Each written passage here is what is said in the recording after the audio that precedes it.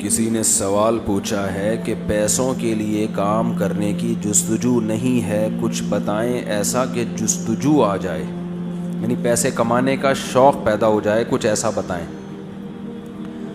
دیکھو، بعض لوگوں کو پیسہ کمانے کا شوق اس لیے نہیں ہوتا، دنیا کو مسافر خانہ سمجھ رہے ہوتے ہیں، ان کو ترغیب دی جاتی ہے کہ بھائی مسافر خانہ تو ہے لیکن آخرت کی تیاری میں پیسہ کمانا بھی داخل ہے۔ پیسے کماؤ گے تو لوگوں کے سامنے ہاتھ پھیلانے سے بچو گے، رشتہ داروں پہ خرچ کرو گے، مدرسوں پہ مسجدوں پہ خرچ کرو گے اور استغنا کے ساتھ زندگی گزارو گے، یہ سوچ کے پیسہ کماؤ۔ بعض لوگوں میں پیسہ کمانے کا شوق سستی کی وجہ سے نہیں ہوتا۔ کس وجہ سے؟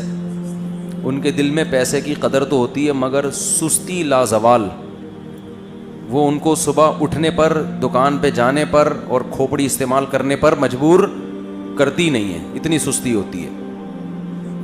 تو ایسے لوگوں کے جب سر پہ پڑتی ہے، جب معاشی تنگی کا شکار ہوتے ہیں تو ان کی کھوپڑی بیدار ہوتی ہے۔ جب چپت لگتی ہے نا، شادی ہو جائے تو بیوی تانے دیتی ہے، بچے تانے دیتے ہیں، پریشان کرتے ہیں، ابا کچھ تو کھلاؤ، ٹھیک ہے۔ مفتی صاحب کا بچوں پیدا کرنے والا بیان تو سنا آپ نے کہ سپیڈ ہونی چاہیے، پیسے کمانے والا بیان آپ نے سنا نہیں، تو آدھا کام ہوا ہے، آدھا رہ گیا۔ بچے اسی سپیڈ سے پیدا ہو رہے ہوتے ہیں مگر محنت ہوتی نہیں ہے، تو وہ تو پھر 4 شادیوں والا فلسفہ بدنام ہوگا نا اس سے۔ تو ایسے سست لوگوں کو ترغیب دی جاتی ہے کہ چستی کی دعا بھی مانگو اور اپنی باڈی کو ایکٹیو کرو، صبح صبح اٹھ کے جاگنگ کرو۔ صبح اٹھ کے جاگنگ کرنا اس سے بہتر ایکسرسائز کوئی ہے نہیں، اس سے آپ کا میٹابولزم جو ہے نا بہت فٹ فاٹ ہو جاتا ہے۔ جب انسان جوان ہوتا ہے نا تو فیٹ نہیں پیدا ہوتا اس کے اندر، اندر کا سسٹم بہت تیز ہوتا ہے، تو جاگنگ سے یہ کام خاندانی ہو جاتا ہے، سارا دن آپ کا اچھا گزرے گا۔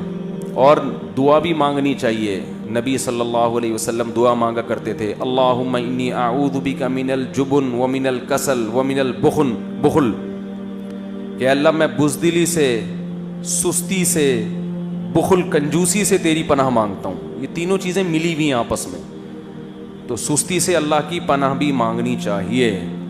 باقی جب چپت لگے گی تو انشاءاللہ انسان کا بچہ بنے گا، لیکن پھر فائدہ نہیں ہوتا۔